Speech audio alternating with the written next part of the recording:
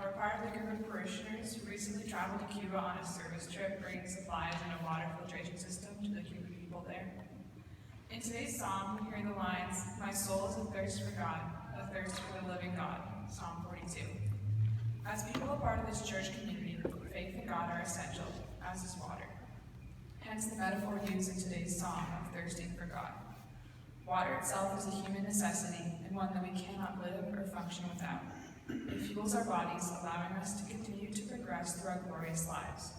But water is one thing we all seem to take for granted. I myself frequently fill up my water glass from our kitchen sink should I get thirsty, without even questioning the water's cleanliness or drinkability. Many people in this world do not have access to clean drinking water, and many still have to trek large distances to get that water source for their families and for themselves.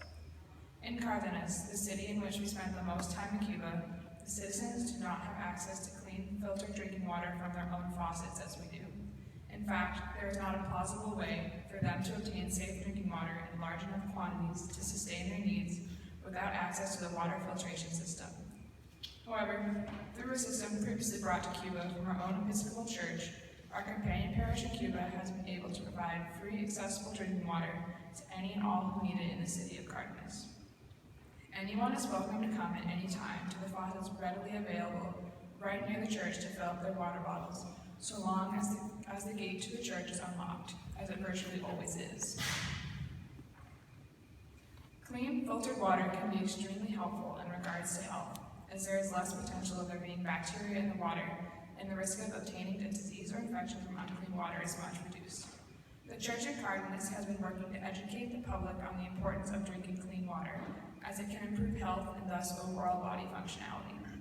They continue to welcome all to drink from their water filtration system, a huge benefit for the city. Following the example of God, they wish to share with all who are athirst for water and the benefits of clean, filtered water for as long as possible, as their gate is virtually always open. Some other churches in other locations in Cuba only have their gates open and only offer limited access to their water filter, which is why the round-the-clock access at our very own companion parish is so significant. On our trip to Cuba, we brought another water filtration system with us, transporting the tubing and suitcases all the way from New Hampshire to Cardenas, which, as you can guess, we had a lot of suitcases. This new system will help to provide clean drinking water to more people at another church in Cuba, helping more of the Cuban people to satisfy their physical thirst as they continue to spiritually thirst for God.